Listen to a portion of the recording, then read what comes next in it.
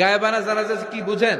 লাশ থাকে না সামনে, লাশ নাই, 4 তাকবীরে এটা আপনি পড়তে পারেন, এটা আপনি পড়তে পারবেন। লাশ নাই কিন্তু তার জন্য দোয়ার জন্য পড়তে পারবেন। জানাজা মানেই দোয়া, দোয়া লিল মাইয়িত।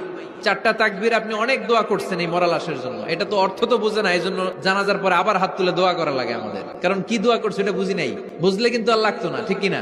বিশ্বনবী সাহাবাদের নিয়ে দাঁড়ালেন, লম্বা লম্বা কাতার হলো। সাহাবীদের কাতারের শেষে সাইয়েদনা জিব্রাইল 1,40,000 ফেরেশতাদেরকে নিয়ে জানাজায় শরীক হলেন। বিশ্বনবী 4 তাকবীর দিয়ে জানাজা পড়লেন, আল্লাহু আকবার, আল্লাহু আকবার, আল্লাহু আকবার, আল্লাহু আকবার। 4টা তাকবীরের মধ্য দিয়ে জানাজা শেষ করলেন। বিশ্বনবী তাকিয়ে দেখে সাহাবাদের পেছনে 1,40,000 ফেরেশতা দাঁড়িয়ে জানাজায় শরীক হয়েছে। বিশ্বনবী বললেন, জিব্রাইল, কোনদিন তো এত ফেরেশতা নিয়ে কারো জানাজায় শরীক হতে দেখি নাই। ঘটনা কি? কি এমন আমল ছিল আমার মুয়াবিয়ার যে আমলের কারণে মুয়াবিয়ার নামটা আল্লাহর আরশে চলে গিয়েছে? 1,40,000 ফেরেশতার বহর নিয়ে তুমি জানাজায় শরীক হয়েছো, কি এমন গোপন আমল ছিল আমার মুয়াবিয়ার, আমারে বলো।